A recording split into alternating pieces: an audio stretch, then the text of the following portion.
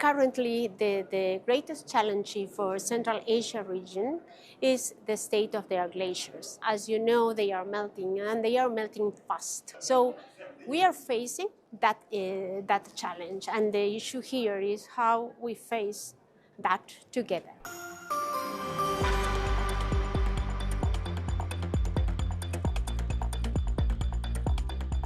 With its vast mountain ranges and the largest number of glaciers in Central Asia, Tajikistan is a vital place to highlight the role glaciers play in global water challenges. Today, the capital city Dushanbe is hosting a high-level international conference focused on their protection. I cordially welcome you to the Republic of Tajikistan at the International High-Level Conference on Glaciers Preservation, and hereby declare the conference open.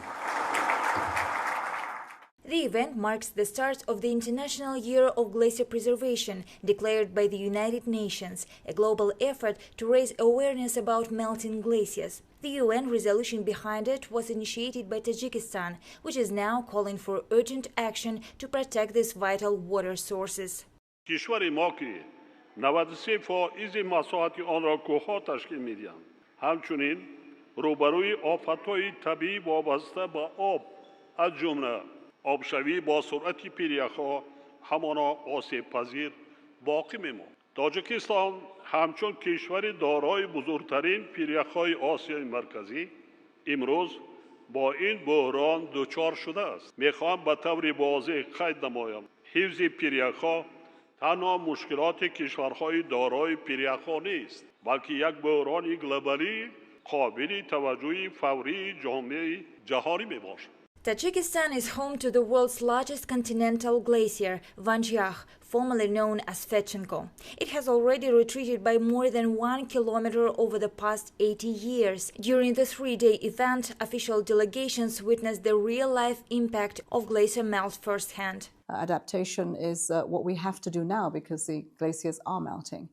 We have to protect and preserve them. That will require science, but we also have to look at the agenda for the SDGs to see how we can protect livelihoods, how we can protect economies, and that needs specific investments. Food security is a key part of the glacier-related risk agenda and a major focus of the conference.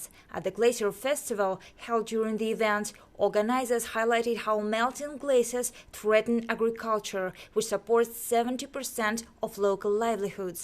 Now, major financial institutions are stepping in to help countries adapt. We just had heard the announcement from the Vice President of the Asian Development Bank and the Executive Director of the Green Climate Fund, Madame Mafalda Duarte, that the ADB and the GCF are working together to launch a new regional program which will include 9 countries, including Tajikistan, with the total financing expected to 3.5 billion to finance adaptation measures in the region. Over half of Central Asia's drinking water comes from glaciers in Tajikistan. But of the country's 14,000 glaciers, 1,300 have already disappeared, and the melting is accelerating. Most are located in remote, high-altitude regions. At the conference, President Emomali Rahmon called for a major glacier study and a regional research lab focused on the Vanjiakh Glacier. At the same time, Tajikistan is putting its climate commitments into action, aiming to cut emissions by up to 50% by 2030, and signs of progress are already visible. You can also see on the streets of دوشنبه the number of electric cars. It's not that they are just crying out about the problem. They're also doing their part.